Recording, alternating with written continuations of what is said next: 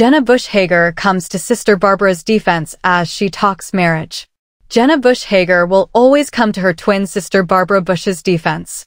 The twins have long been accustomed to the spotlight and the criticism that comes with it, having been only 8 years old when their grandfather George H.W. Bush became president, and later 20 years old when their father George W.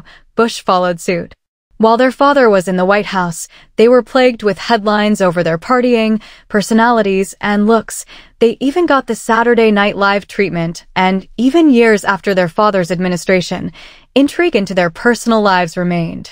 Jenna reflected on it during a recent episode of Today with Jenna and Friends, speaking with comedian Michelle Collins about some of the questions that should you ask them on a first date, you will likely get ghosted.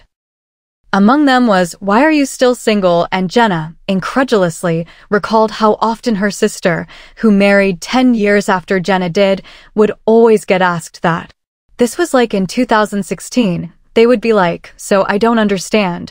Why aren't you married?" She said, adding, "I'd be like, how can you ask anybody that question now?" Barbara married her husband Craig Coyne in 2018 after a secret 11-month romance, during which mostly only family and friends knew they were together. Similarly, they tied the knot in a secret 20-person wedding in Kennebunkport, Maine, where they had gotten engaged 5 weeks prior, so her late grandfather, former President Bush, could attend. He passed away a few weeks later, aged 94.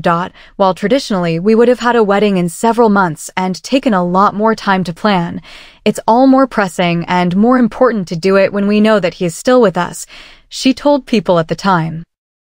"It's just been a very sweet romance," she further shared and noted, "and we've been long distance for most of it. He's been in LA and I've been in New York, but we've gotten to spend a lot of time together."